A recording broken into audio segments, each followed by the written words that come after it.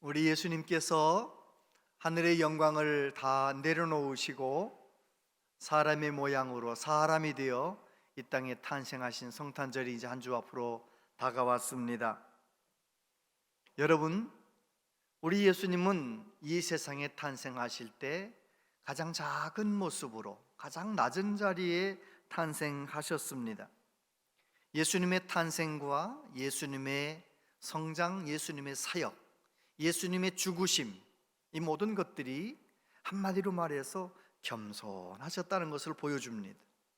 예수님께서 나는 마음이 온유하고 겸손하다 그러셨는데 삶 자체가 그렇게 겸손하셨습니다. 예수님께서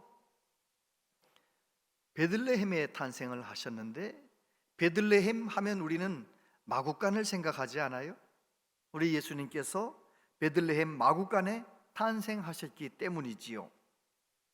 베들레헴이라는 말은 떡집이라는 그런 뜻이잖아요. 떡집, 우리말로 말하면 떡집.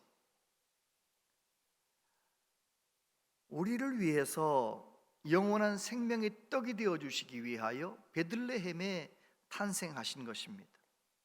베들레헴의 본래 이름은 에브랏, 비옥하다, 그런 뜻을 가지고 있는, 실제로 가보면 참 비옥한 땅입니다. 감람나무가 잘 자라고 밀농사는 매년 풍년이 드는 그런 비옥한 땅입니다.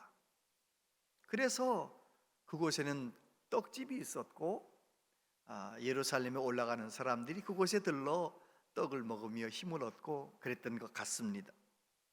그 베들레헴에서 우리 예수님께서 우리의 영원한 떡이 되기 위하여 탄생하신 것입니다.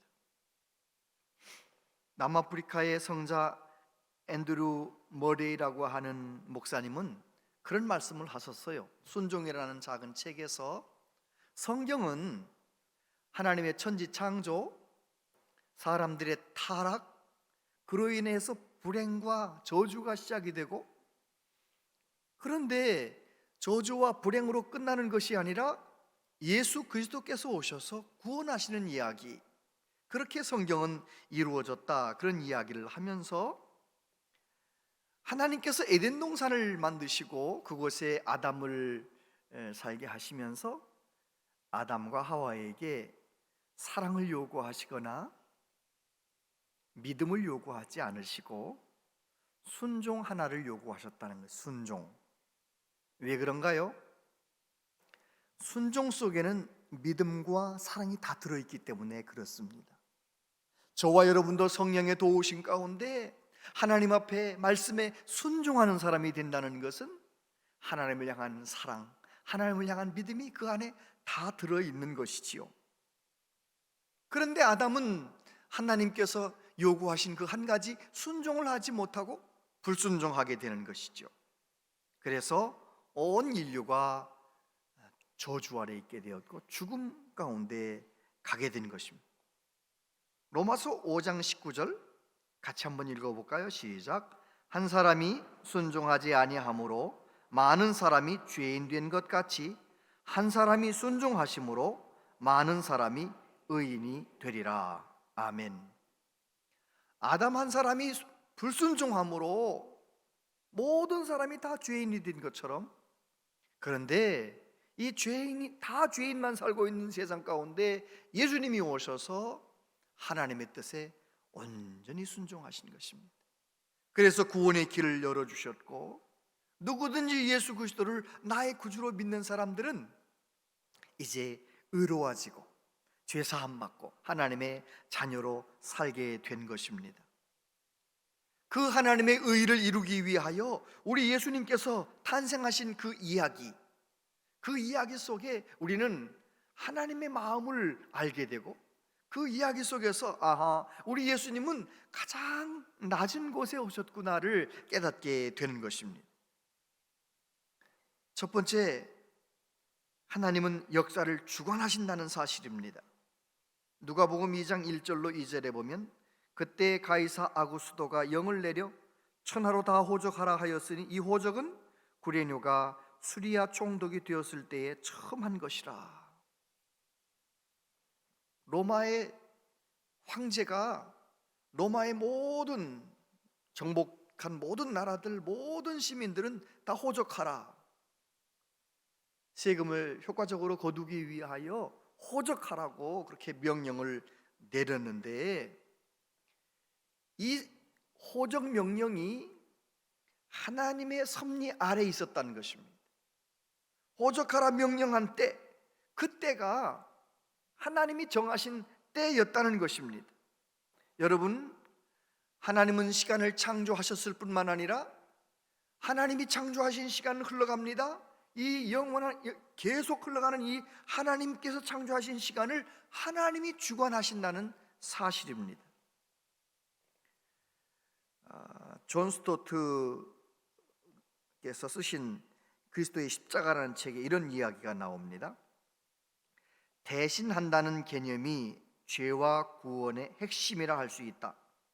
죄의 본질은 인간이 하나님을 대신한 것이고, 구원의 본질은 하나님이 인간을 대신하신 것이다. 인간은 감히 하나님께 맞서 그분께만 합당한 자리에 올라섰고, 하나님은 인간을 위해 희생해서 우리에게만 합당한 자리로 내려오셨다. 인간은 하나님의 특권을 찬탈했고, 하나님은 인간의 형벌을 받으셨다. 여러분, 하나님께서 사람이 불순종함으로 사람이 불행해진 이 모든 상황을 하나님이 해결하시는데, 어떻게 해결하셨느냐? 하나님이 대신, 예수님께서 대신 사람이 되셔서 우리의 죄악의 모든 문제를 짊어지셨다는 것입니다. 우리가 받아야 할 형벌을 대신 받으셨다는 것입니다. 하나님은 사랑이십니다. 하나님은 우리를 사랑하시기 때문에 우리를 용서하실 계획을 세우셨고, 우리를 용서하시기 위하여 예수님을 보내주셨다는 것입니다. 최근에 지난달에 나온 책 중에 팀 켈러의 용서를 배우다, 그런 책이 있는데, 그 책에 보면 그런 이야기가 나오더라고요. 처음에 고대 사회, 그리고 그리스 로마 사회에는 용서라는 개념이 없었답니다. 누군가를 용서한다는 개념이 없다는 거예요. 저도 그 글을 읽고, 고대 사회는 그런 사회였구나. 그래서 로마 시대, 그리스 시대에는 그들이 그리스 신화를 늘 읽고 그리스 신화를 이야기하는데, 그리스 신화에 나오는 신들이 어떻습니까? 자기의 명예를 조금이라도 손상하는 존재가 있으면 비참하게 다 죽여버리는 거잖아요. 다 멸해버리는 거잖아요. 복수하는 거예요. 그래서 그리스 로마 그 시대의 사람들은 자기의 명예에 손상을 주는 사람, 내게 수치를 주는 사람, 그런 사람이 있으면 용서를 하는 것이 아니고 반드시 결투를 해서 그 사람을 죽이든지 내가 죽든지 둘 중에 하나인 거예요. 자기의 명예를 소중히 여기는 그런 시대였다는 것이죠. 그런데 성경을 가만히 읽어보면 하나님께서는 창세기부터 시작해서 모세오경, 그리고 역사서와 시가서, 예언서, 모든 성경 속에 용서가 가득 들어있어요. 하나님께서 아브라함을 부르실 때 아브라함에게 뭐라고 말씀하십니까? 그에게 언약을 세우시면서 너로 말미암아 천하 만민이, 모든 열국이 복을 받게 될 것이다. 이 무슨 말씀입니까?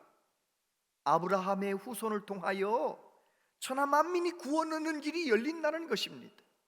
하나님은 용서를 선포하셨던 것입니다. 그리고 시편에도 보면 다윗이 하나님 앞에 나를 용서해달라는 그 기도를 막 하잖아요. 하나님은 용서하는 하나님. 또 선지서에 가서 보면 이사야 선지서 뭐라고 말합니까? 우리의 죄가 주홍같이 붉을지라도 하나님은 흰 눈처럼, 양털처럼 희게 만드시는 용서하신 하나님. 우리의 허물과 죄악을 멀리 던져버리시고 기억조차 아니시는 하나님, 용서하시는 하나님이라는 거예요. 여러분, 그 하나님의 용서가 가장 우리에게 분명하게 나타난 것이 바로 예수 그리스도의 삶이고 십자가 사건입니다. 여러분, 하나님은 사랑이십니다. 하나님은 우리를 용서하시는 하나님이십니다. 할렐루야. 그래서 우리는 예수님 안에서 용서받았고 하나님의 자녀가 되어 이렇게 하나님을 예배하고 있지 않습니까? 그런데 우리를 용서하기 위하여 예수님을 보내주실 때, 그때 하나님은 모든 시대적 상황을 다 준비해 놓으시고 예수님을 보내셨다는 거예요. 정하신 때에 보내셨다는 거예요.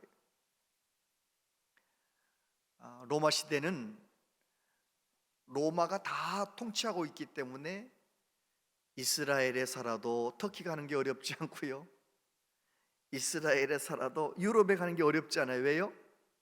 다 로마니까요. 로마가 다 정복해가지고 다 로마니까요. 복음이 잘 전달될 수 있는 상황을 만들어 놓으신 것이죠. 뿐만 아니라 로마의 길은 모두 다 모든 길은 로마로 통한다는 말이 있잖아요.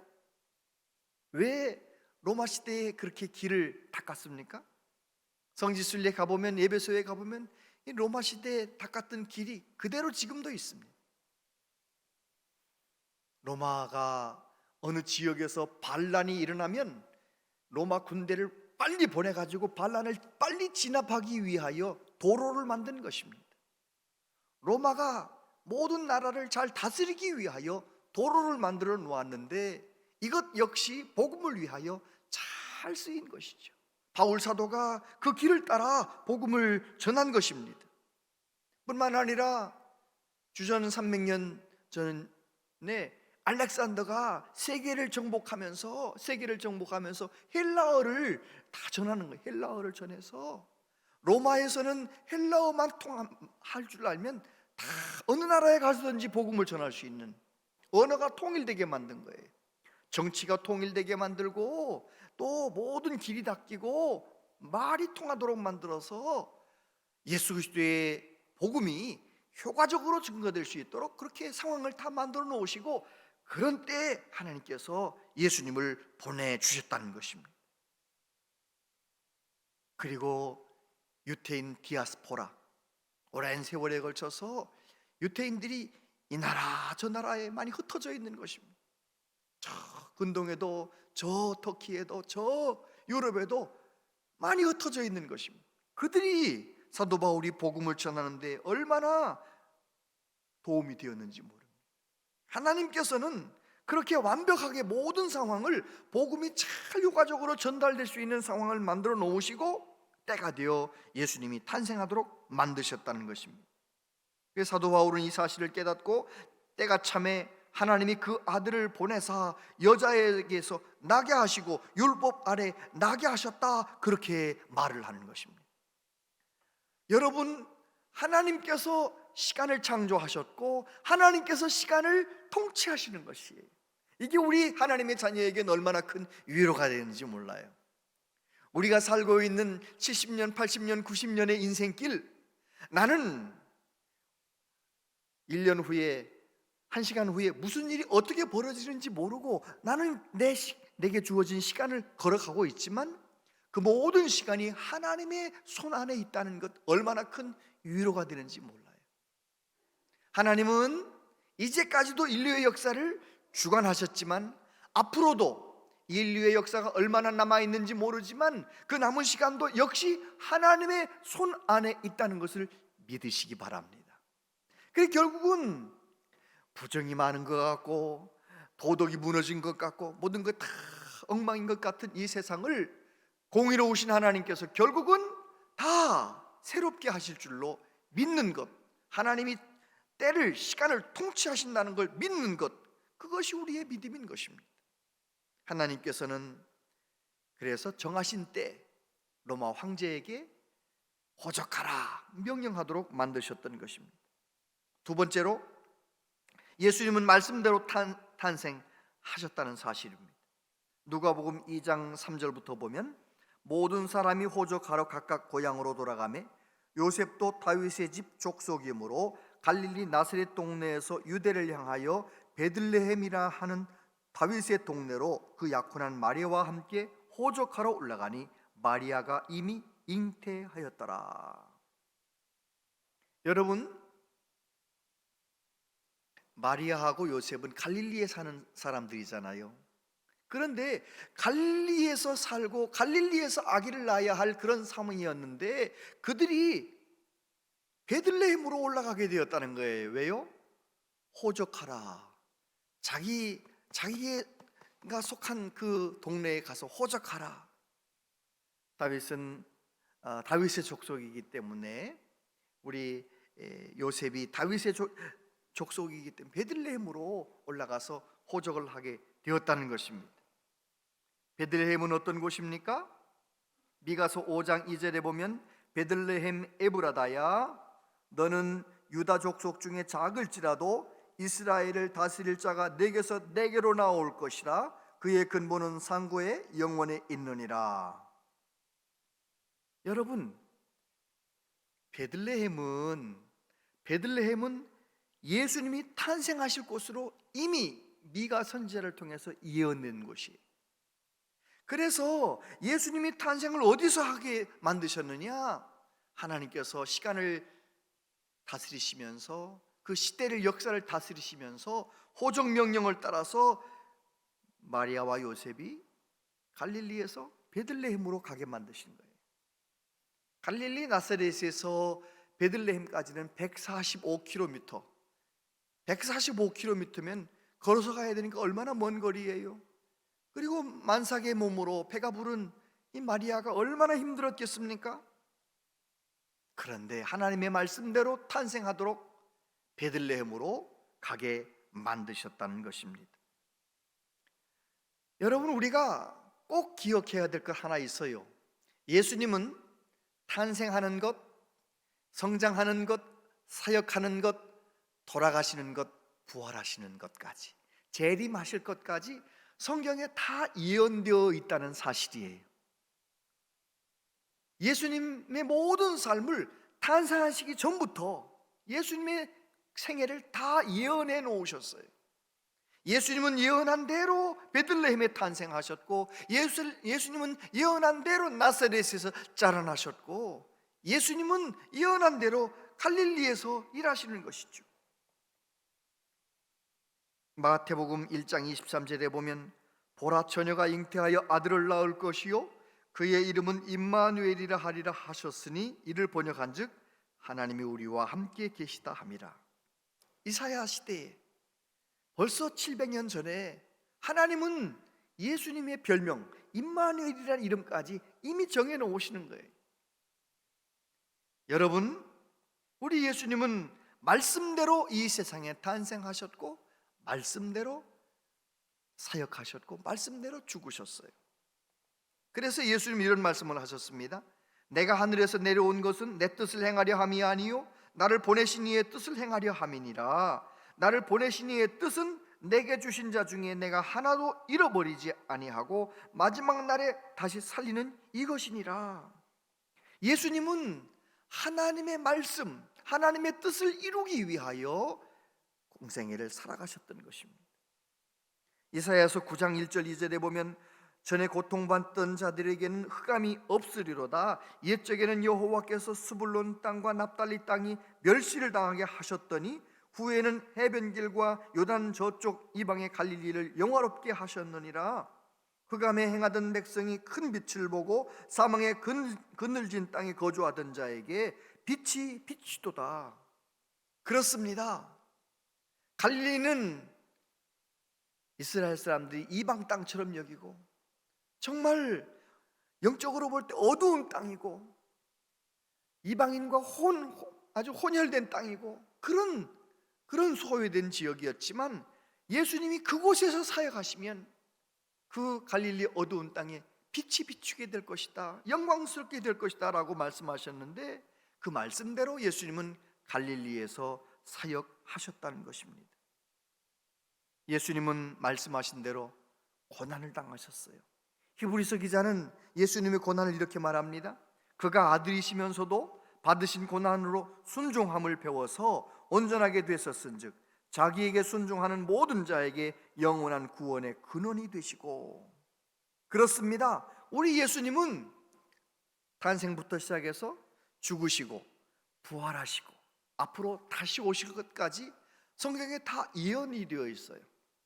구약의 말씀 가운데 다 예수님은 예언되어 있어요. 우리를 구원하시려는 하나님의 구원자, 그분은 어떻게 오시고 어떻게 사역하시고 어떻게 돌아가시는지에 대해서 다 예언된 그대로 사셨어요. 여러분 중에 그런 분 아무도 없지요? 저도 그렇진 않거든요. 김의중이라는 사람이 몇 년도에 태어날 것이다 예언된 사람이 있냐 말이에요. 어쩌다 예언되었다 하더라도 만약에 그 사람은 어디서 살 것이다, 어떤 일을 할 것이다, 어떻게 죽을 것이다, 어떻게 살아날 것이다, 예언된 사람이 있냐는 거예요.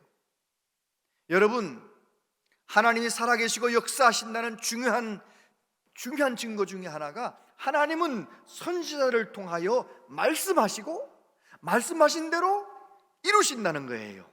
이제까지의 역사가 그러셨습니다. 하나님은 말씀하셨고 말씀하신 대로 성취하셨어요. 아멘.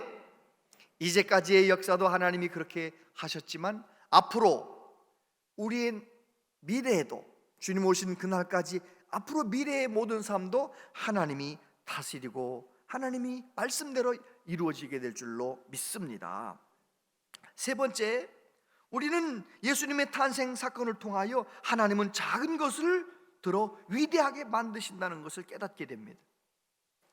5절부터 보면 그 약혼한 마리아와 함께 호적하러 올라가니 마리아가 이미 잉태하였더라. 거기 있을 그때에 해산할 날이 차서 첫 아들을 낳아 강보로 싸서 구유에 누였으니 이는 여관에 있을 곳이 없음이로라.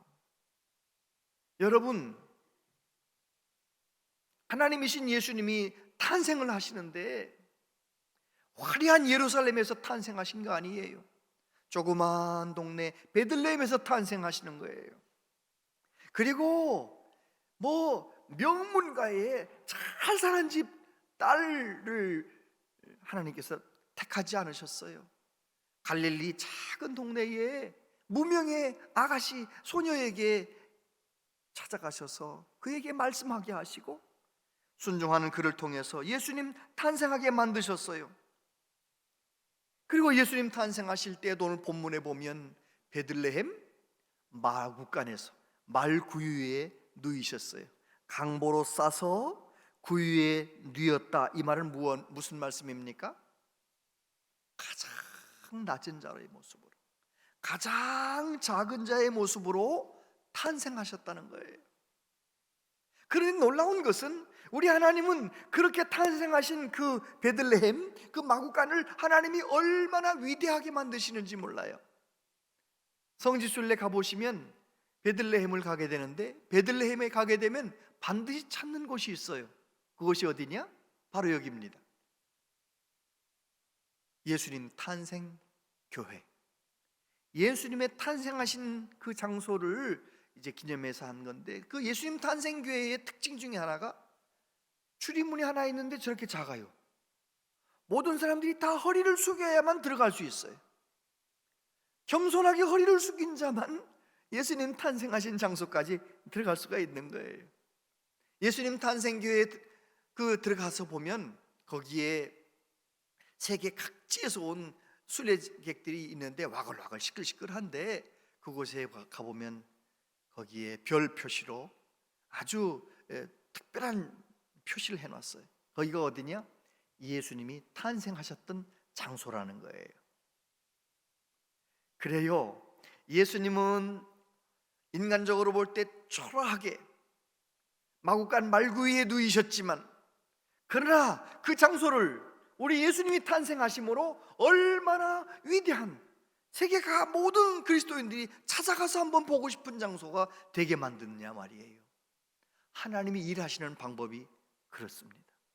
하나님은 언제나 구약시대에도 신약시대에도 지금도 마찬가지입니다.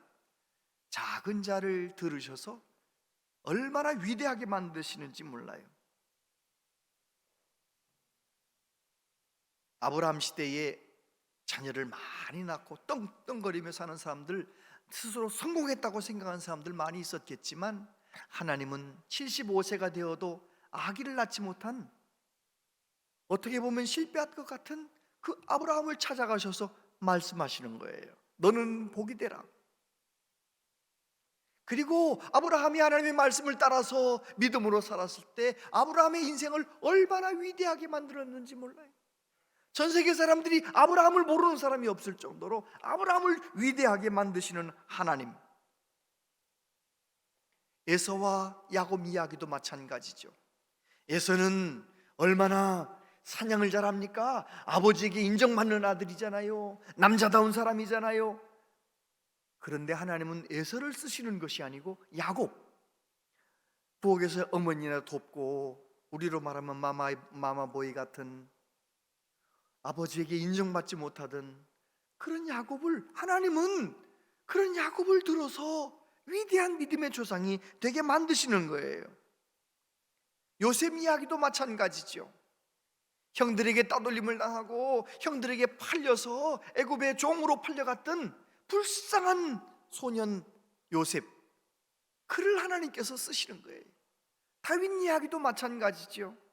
이새의 아들 중에 장남 둘째 얼마나 늠름하고 잘생겼습니까? 사무엘이 깜빡 속을 뻔했잖아요. 그런데 하나님은 외모를 보지 마라, 외모를 보지 마라. 그리고 그 집의 막내, 정말 늘 소외되었던 다윗, 옹한 소년을 하나님이 딱 정하셔서 그를 세우셔서 위대한 이스라엘의 왕이 되게 만드시지 않습니까? 하나님은 언제나 그렇게 일하셨어요.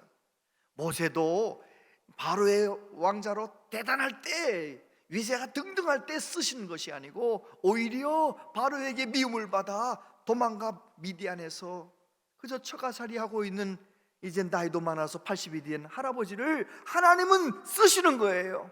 하나님은 작은 자를 부르셔서 위대하게 만드시는 하나님이세요. 믿으십니까? 우리 예수님이 제자들을 부르실 때 어떻게 부르셨어요? 대제사장, 바리새인, 대단한 높은 사람들, 대단한 사람들 부르지 않으셨어요. 그 당시에 소외된 사람들, 천대받던 사람들, 어부, 세리, 이런 사람을 예수님께서는 부르셔서 제자 삼으셨고 그들의 삶을 위대한 제자로 세우지 않으셨습니까? 오늘도 마찬가지입니다. 저와 여러분들이 내세울 것이 무엇이 있습니까? 우리는 하나님 앞에 내세울 것은 죄덩어리밖에 없어요. 죄밖에 없잖아요. 우리 안에 죄만 많고 행한 것들이 죄만 많잖아요. 그런데 하나님은 우리같이 아무것도 아닌 자들을 택하셔서 우리를 위대한 하나님의 자녀로 세우시는 거예요. 할렐루야. 그렇다면 우리는 어떻게 살아가야 할까요? 우리 예수님께서 하나님이 정하신 시간에 가장 낮은 곳에 탄생하셔서 예수님이 탄생하셨던 그곳을 위대하게 만드셨는데 우리는 어떻게 살아가야 할까요? 저와 여러분도 나 같은 자를 이렇게 귀하게 만드신 하나님 앞에서 이제는 위대한 삶을 살아가야 될 것입니다. 어떻게 살면 위대한 삶일까요? 여러분, 소유는 사람을 위대하게 만들지는 않습니다. 돈이 많은 사람을 보면 나도 저 사람처럼 돈 좀 많았으면 좋겠다, 이런 생각을 할 수 있을지 몰라도 돈 많은 사람 보면서 참 존경심이, 저 사람 참 존경스럽다, 이런 마음 가지진 않잖아요. 위대한 것은 소유를 함으로 위대해지는 것이 아니고 하나님이 주신 소유가 많든지 적든지 그것을 나눌 때 위대해지는 거예요. 내가 하나님이 주신 것으로 사랑을 나눌 때 위대해지는 거예요. 이런 이야기가 있어요. 경남 남해의 어느 섬에서 6살 난 남자아이가 이제 6살 때 부모님 다 여의고 고아가 된 거예요. 너무 불쌍한 거죠. 그런데 이 아이가 그 섬에서 16살 때 육지로 나왔어요. 한번 살아보려고, 잘 살아보려고 육지로 나왔는데 어디로 가겠어요? 고아가 저 김제와 전주로 이렇게 갈라지는 길목에서 마방을 운영하고 있는 조덕삼이라고 하는 부잣집에 가가지고 이제 마부로 말 관리하고 마구간 관리하는 마부로 이제 일을 하게 된 거죠. 그래서 이 이자익이라고 하는 청소년 이 아이는 조덕삼 씨 아들에게서 이제 글을 배우고 공부도 하고 이제 그렇게 자라나는 겁니다. 그러던 어느 날 조덕삼 주인이 선교사님을 만나 예수님을 믿게 되고 자연스럽게 이자익이라고 하는 아이도 교회를 나가기 시작한 거예요. 놀라운 것은 이 이자익이라는 아이가 믿음이 들어가는 거예요. 말씀이 들어가는 거예요. 은혜를 받는 거예요. 그러니까 선교사님이 이 동네에 오지 못할 때는 이 동네에서는 이자익이라고 하는, 믿음이 앞서가는 이자익이라고 하는 이 청년에게 말씀을 전하라고 영수의 직분을 줬어요. 우리로 말하면 전도사님 말하는 거예요. 그래가지고 늘 전도사님으로 말씀을 전하는데 이 조덕삼 씨는 얼마나 겸손한지 자기 종이 말씀을 전하면 그 앞에서 그 말씀의 은혜를 받고 있는 거예요. 그러면서 교회가 자꾸 부흥하니까 교회에 직분자를 세우는데 투표를 하잖아요. 투표를 하는데 개표를 해보니까요, 깜짝 놀랄 일이 생겼어요. 당연히 조덕삼 씨가 될 줄 알았는데 이자익이 된 거예요. 젊은 사람 이자익이 장로로 선출이 된 거예요. 교인들이 수근수근 이거 큰일 났다, 이거 큰일 났다, 이거 저 이자익 저거 저 쫓겨나는 거 아닌가 말이지, 우리 교회 큰일 나는 거 아닌가 말이지, 이렇게 다들 걱정을 하는 거예요. 조덕삼 씨가 아주 나쁜 마음을 먹기만 하면 우리 교회는 큰일 났다, 이런 생각을 했는데 웬걸요, 이 조덕삼 집사님이 이자익 젊은 사람을 비록 젊지만 장로님이 됐으니 얼마나 깍듯하게 교회에서는 장로님으로 예우하고 말씀을 전하는 영수로 있을 때 말씀을 잘 듣고 아주 너무너무 열심히 하는 거예요. 그 소문이 나서 교회가 막 부흥을 하는 거죠. 그래서 이제 조덕삼 씨가 땅을 기증하고 재물을 내서 교회 건축을 금산교회, 이 금산교회를 짓는 것입니다. 금산교회를 짓고 그 다음 그 이듬해에 조덕삼 집사님이 장로님이 되지요. 장로님이 된 조덕삼 씨가 어떻게 합니까? 조덕삼 장로님이 이자익 젊은 사람을 평양신학교로 보내는 거예요. 말씀을 이렇게 은혜롭게 전하는데 가서 신학을 공부하고 제대로 주의 종이 되라고 모든 걸 밀어드리는 거예요. 결국 어떻게 됩니까? 이자익 목사님이 되어가지고요, 이 금산교회 조덕삼 장로님이 청빙을 해가지고 그 교회에서 목회를 오래오래 잘 하는 거예요. 우리나라의 기독교 역사 가운데 총회장을 2번씩이나 여기만 존경받는 덕망 높은 귀한 목사님이 된 거죠.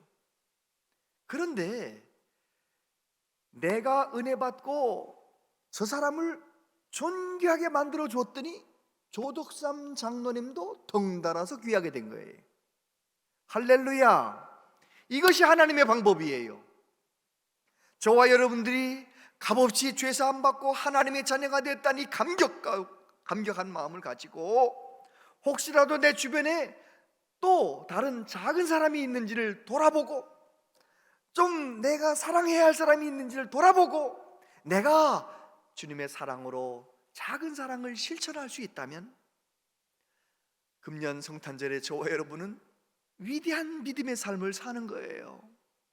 돈을 많이 가지고 있어서 내가 위대해지는 게 아니에요. 하나님이 주신 물질을 가지고 사랑을 실천할 때 나도 위대해지고 저 사람도 위대해지고, 여러분 내 주변에 있는 작은 사람들 잘 돌아보는 그런 성탄절이 되시기를 바랍니다.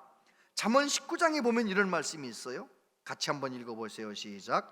가난한 자를 불쌍히 여기는 것은 여호와께 구워드리는 것이니 그의 선행을 그에게 갚아주시리라. 여러분 우리 주변에 있는 작은 자들에게 우리가 선행하고 나누면은요 하나님께 구워드리는 거래요. 하나님은 우리에게 되갚아 주실 때 우리를 위대하게 만들어 주시는, 존귀하게 만들어 주시는 거예요. 잠언 11장 24절 같이 한번 읽어보세요. 시작. 흩어 구제하여도 더욱 부하게 되는 일이 있나니 과도히 아껴도 가난하게 될 뿐이니라. 그래요, 우리 예수님은 우리에게 다 내어주셨어요.